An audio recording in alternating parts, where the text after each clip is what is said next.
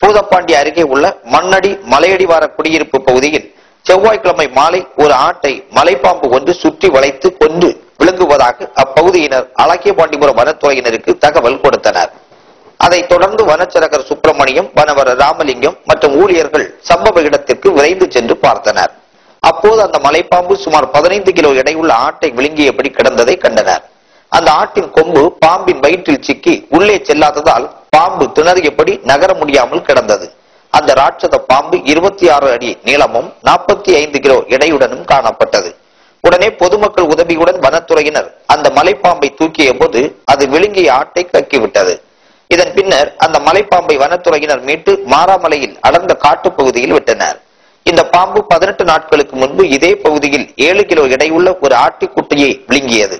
அப்பொழுது மக்கள் கூச்சலிட்ட போது அந்த பாம்பு அருகில் உள்ள பழையாற்றில் குதித்து தப்பிவிட்டது. தற்போது அந்த பாம்பு பெரிய ஆட்டை விழுங்க முயன்ற போது அது நகர முடியாமல் சிக்கி மாட்டிக்கொண்டது குறிப்பிடத்தக்கது.